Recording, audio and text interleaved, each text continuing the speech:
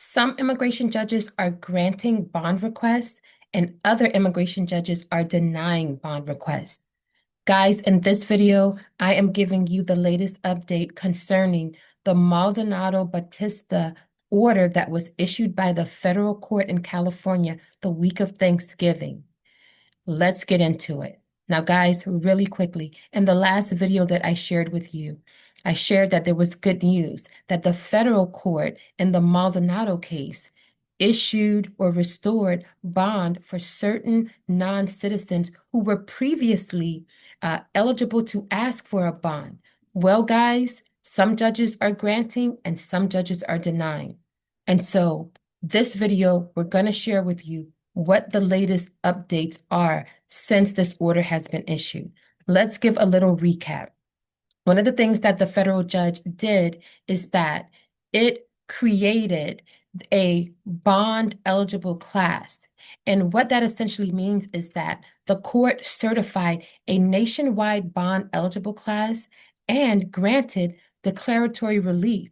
So in plain English, that means the federal court essentially officially declared that the government's policy of subjecting that certain group of non-citizens to no bond and holding them in detention is illegal. Now, who is or what group of non-citizens fall within the bond eligible class? Well, those who entered the United States without inspection and were not apprehended immediately upon their arrival, and those who are not subject to mandatory detention due to, for example, criminal convictions or offenses. Now, what is the legal fight about? In brief summation, the fight is over discretionary detention versus mandatory detention.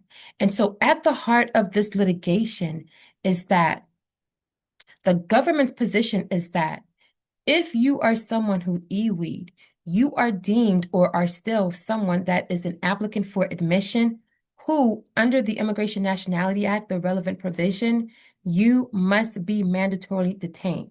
Versus the plaintiff's position, and that is, if you are someone who entered without inspection, you can seek a bond before a judge. Again, you entered without inspection, you were not apprehended upon your arrival, and you don't have any criminal convictions that would subject you or offenses that would subject you to mandatory detention.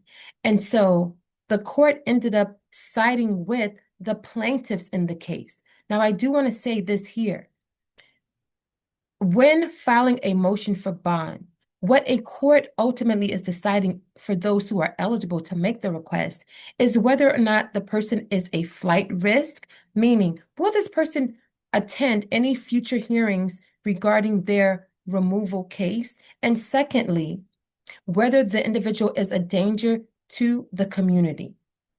Now, because of this ongoing fight, what has happened since the ruling from the court a week ago, the week of Thanksgiving, is that there are several reports that are coming out indicating that the Department of Justice has instructed immigration judges to ignore the federal district court's order.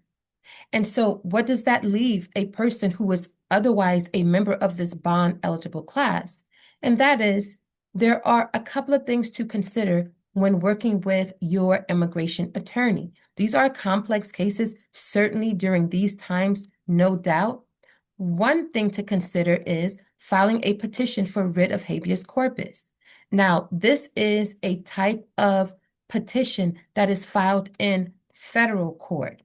And so this type of federal lawsuit, it is not filed in immigration court or with the immigration judge. It is filed in federal court. And this type of lawsuit challenges only the legality of the individual's detention itself. It does not address the grounds for removal or deportation.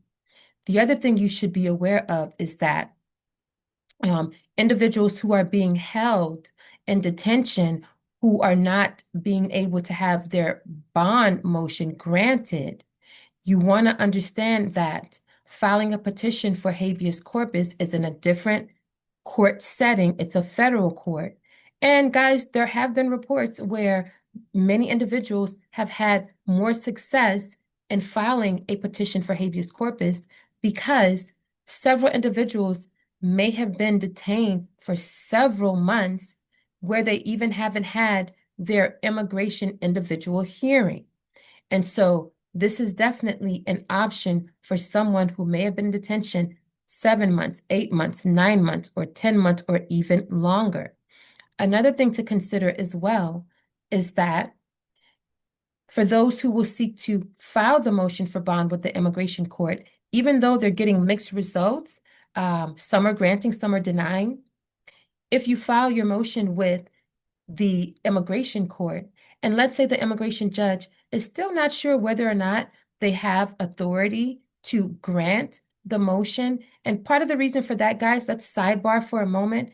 Part of the arguments that are being raised is that the declaratory order that the federal judge in California issued, what the government is arguing in part is that it is not a final judgment. There are several other arguments, but that's one of the main arguments. It's not a final judgment. And so therefore, immigration judges are not bound to follow it. And so getting back to filing, if you decide, working with your attorney, to file your motion for bond, but your immigration judge isn't clear on whether or not they have the authority to grant it, and let's say they deny it, something you can consider is requesting an alternative bond.